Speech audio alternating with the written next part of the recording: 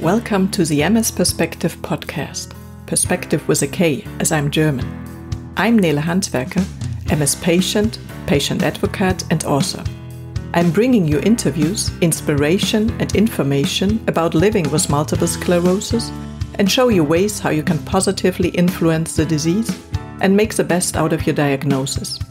On ms-perspektive.com you will find the show notes, 11 free tips as a PDF and lots of other information.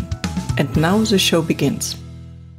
This podcast is supported by Mid-Mission, a project of the nonprofit Hertie Foundation.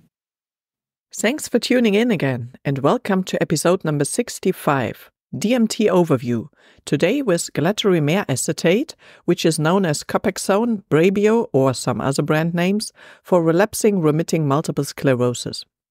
This time I'm presenting Glatiramer Acetate, which is known as Copaxone, Clift or Brabio, and is one of the approved disease-modifying drugs for relapsing forms of MS. It was one of the first drugs to be approved as a preventive therapy for MS patients and was an accidental discovery. Originally intended to induce MS in mice for research purposes, it was suddenly discovered to have a protective effect. Like the fumarates already presented, it has a more broad-based mechanism of action. I will try to give a good overview below without going into absolute depth. And as always, please seek specific advice from MS specialists who know your individual situation, wishes, fears, and overall state of health. Let's start with the general information. To get a good overview of the major topic of therapy decisions, I recommend that you first listen to episode number 58, Immunotherapy in MS, a guide to efficacy and choice with Professor Tjalf Thiemsen.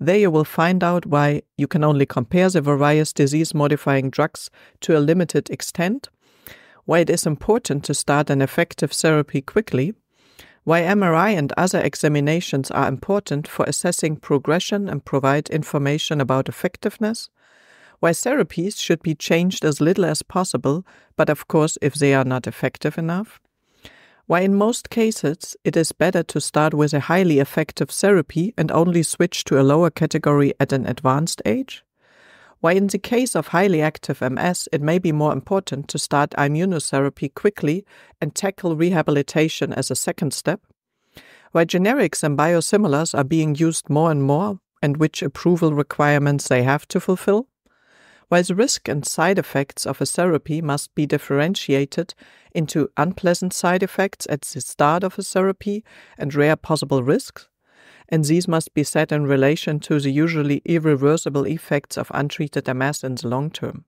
Why it is important to honestly discuss your opinion, wishes, goals and fears with your neurologist in order to make treatment decisions together that both sides can agree on. Why it is advantageous to be cared for by MS specialists and to stay informed yourself in order to benefit from new findings and treatment options. And finally, why you should contribute to a favorable prognosis with your own healthy lifestyle.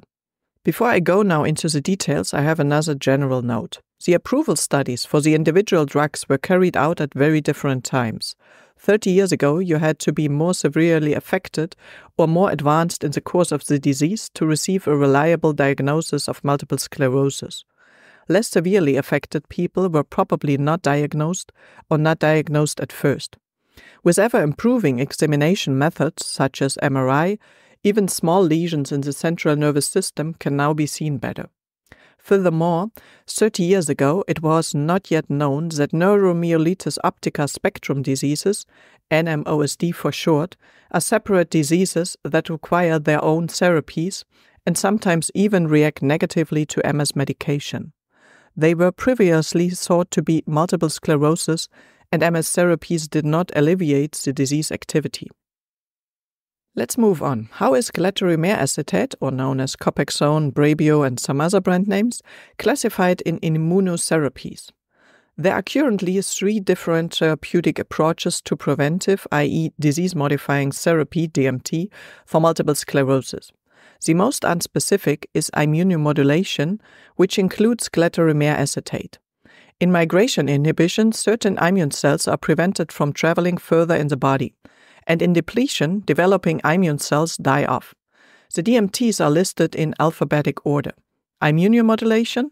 The therapies weaken the immune system. They have a very broad effect via various factors, e.g. on Th1, T17, or Th2, Treg, and antigen presentation, as well as on different signaling pathways and possibly via other mechanisms.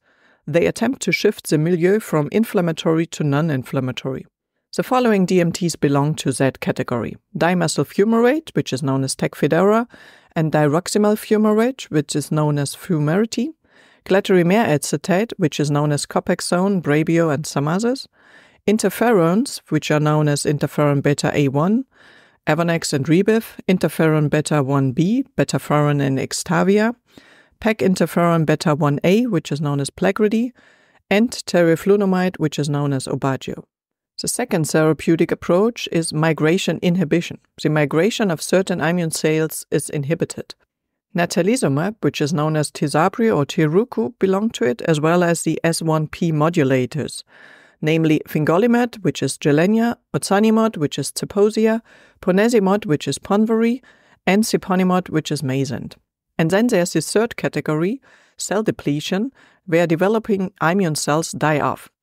And to this category, alemtuzumab, which is known as Lemtrada or Kempas, belong.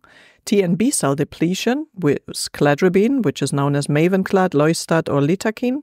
And B cell depletion, where we have ocrelizumab, which is known as Ocrevus, ofatumumab, which is known as Kesimpta Bonspri, rituximab, which is known as Meptera and Rituxan, and ublituximab, which is known as Brumvi.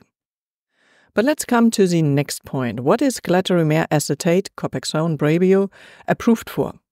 Glatiramer Acetate is approved for the treatment of relaxing forms of multiple sclerosis. The German Multiple Sclerosis Competence Network, KKNMS, and the German guideline recommends their use in mild or moderate forms of the disease. This might differ from country to country, but I think it's true for most countries. What is the situation for special patient groups?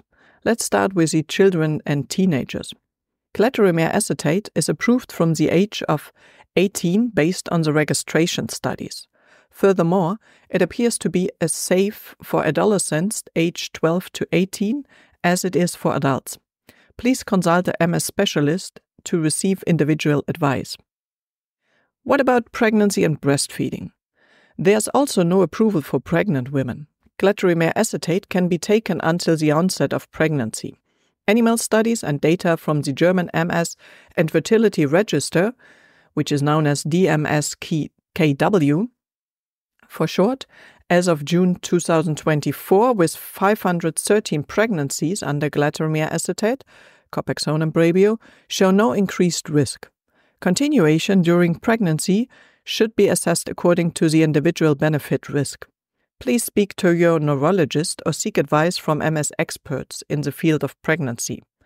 Normally, if you receive Glatiramer Acetate as your DMT, you have a very mild form of MS, and therefore you don't need treatment during your pregnancy. During breastfeeding, Glatiramer Acetate, Copaxone Brabio, is approved by the EMA without restrictions. The FDA recommends weighing up the benefits and risk on an individual basis. But let's come to the official recommendation of the European EMA and the American regulatory authorities, FDA.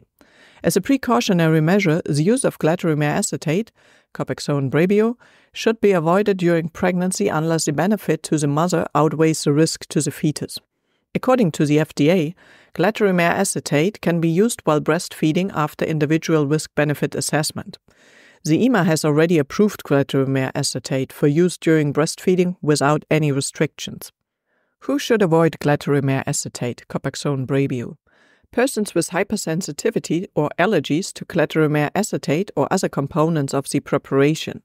There's insufficient information to recommend treatment with Glatiramer Acetate for children under 12 years of age. It should therefore not be used in this age group.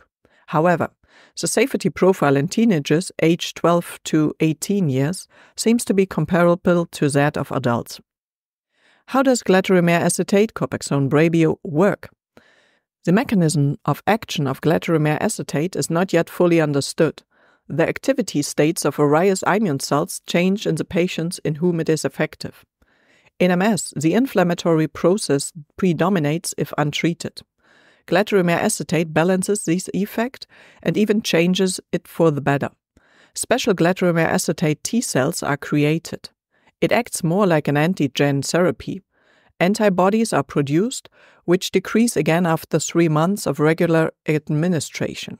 However, only some patients respond to the therapy. For those in whom these changes occur in the immune cells, Glatiramer acetate, known as Copaxone and Brabio, also has a clinical and long-term effect, even after 10 years. And nerve growth factors, neuroprotection, are also promoted in this patient group. The immunomodulatory balance is restored. In addition, Glatiramer acetate presumably supports remyelination and axonal protection through the formation of new oligodendrocytes. This effect occurs after approximately 12 weeks. And how is it taken? Glatiramer acetate, Copaxone and Brabio, is injected subcutaneously by itself, either 3 times per week at a dose of 40 mg or 20 mg daily. Injection aids and ready-to-use pens are available. The duration of therapy is currently not limited. Tolerance and risk-benefit assessment should always be taken into account. With increasing age, the immune system changes, so that a situation can arise where the effect of the medication only brings little or no benefit while side effects persist. MS patients have completely different courses of the disease, so there is no general recommendation, but an individual decision must be made. Let's come to a very important point. How effective is Glatiramer acetate or Copaxone and Brabio? Gavin Giovannoni, an MS expert from the UK, has ranked his MS selfie cards from 1 to 10, with 1 being slightly effective and 10 being maximally effective. In his estimation, Glatiramer acetate scores 2 for relapse prevention and 1 for long-term disability. It should be noted that Glatiramer acetate is only effective in some patients. The assessment would therefore be shifted if only responders were assessed, I guess. In the pivotal study, Glatiramer acetate led to 29% fewer relapses compared to placebo. Significantly more patients receiving Glatiramer acetate showed an improvement in EDSS, while more patients on placebo deteriorated. Let's talk about the risks and side effects of Glatiramer acetate or Copaxone and Brabio. In general, Glatiramer acetate is a safe medicine. Mild side effects occur in more than 1 in 10 patients. The most common side effect is a local reaction at the injection site. This can range from reddening of the skin, pain, wheal formation, itching, with local inflammation to a skin allergy. More rarely, there may be cosmetical unfavorable local reduction of the subcutaneous fatty tissue. Careful disinfection of the injection site can reduce local injection reactions. Immediately after the injection, a so-called post-injection reaction with at least one of the following symptoms may occur: vascular expansion, chest pain, shortness of breath and palpitations. These reactions can occur within minutes of a Glatiramer acetate injection and usually subside spontaneously and without further consequences. As for all other medications, safety precautions together with lab parameters are done. A complete blood count is performed before the start of the treatment and after 3 months. The liver values are checked before the start, after the 3rd month, after the 6th month, and from then on every 6 to 12 months. The same procedure applies to the kidney function test. It is carried out before the start, after 3 and 6 months, and then only every 6 to 12 months. Before starting treatment with Glatiramer acetate, an acute inflammation must be ruled out by a urine test. You do not need to worry about this. This will be checked for you. However, please take the examination seriously and make up for them if you are unable to keep an appointment, and do not skip them altogether. On the MS selfie card mentioned earlier, the side effects are rated on a scale from 1 for few or rare to 10 for many or frequent as follows. Regular side effects at 9. Long-term side effects at 0. Cancer risk at 1. Glatiramer acetate, Copaxone and Brabio, receives the following rating in the MS selfie card overview of the impact of this therapy. Clinical visits, many. Family planning, compatible. Vaccinations, good response. Talking about vaccinations, All vaccinations are permitted during the therapy with Glatiramer Acetate, Copaxone and Brabio. However, live vaccines should only be given after a thorough risk-benefit assessment. There are no warnings for newborns whose mothers have taken Glatiramer Acetate during pregnancy. Vaccination against herpes zoster, which leads to shingles, is recommended for patients with immunotherapy from the age of 50. In this case, vaccination with the inactivated Shingrix vaccine is recommended. Finally, I would like to mention which sources I was using to create this content. First of all, there was the lecture on Glatiramer Acetate, Copaxone and generics by Professor Tjalf Thiemsen as part of the Multiple Sclerosis Management Master Program. Secondly, the quality manual of the KK-NMS on Glatiramer Acetate. Thirdly, the MS Selfie info cards by Professor Dr. Gavin Giovannoni. Number 4, German Multiple Sclerosis and Fertility Register, in German DMSKW. And last but not least, information from the German interview with Professor Dr. Barbara Kornick on pediatric MS. One final note. Please remember, there's no one great medication that helps everyone, but it must always be weighed up what suits a particular person best. Other illnesses, personal goals and preferences must also be taken into account. Your neurologist and MS nurse are the right persons to talk to and can make individual recommendations. This episode is for information purposes only and does not constitute a recommendation. What helps one person may not help another. I hope that, together with your neurologist and MS nurse, you will quickly find the right immunotherapy for you, and that you can lead a fulfilled, happy and self-determined life with MS, supported by a healthy lifestyle and a dose of fortune. I hope you liked the episode and learned something new about the DMTs. And if it was not yet your DMT, please wait, because I will go through each and all DMTs one by one. By the way, next time I will be talking about pioneering paths, empowering young minds in MS and NMO research with Dr. Sarah Samadzadeh. Sarah is president of the European Charcot Foundation Young Investigators, ambassador of the Somara Foundation, research collaborator at the Institute for Health Metrics and Evaluation, and postdoctoral researcher for neuroimmunology and neuroophthalmology at Charité Universitätsmedizin Berlin, Germany.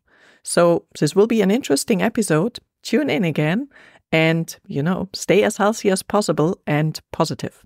And if you have certain wishes or feedback, please let me know and write me an email to nele@ms-perspektive.com. And remember, perspective with a K, as I'm German. So, see you next time. Bye. Thank you for listening today. I hope you found it helpful. You may also be interested in the previously published episodes and posts, which you can find at ms-perspektive.com/podcast. Perspective with a K. You can also get a free PDF with 11 tips for your positive impact on MS at ms-perspektive.com/newsletter. If you'd like to get in touch, you can reach me at nele@ms-perspektive.com or on social media. See you next time.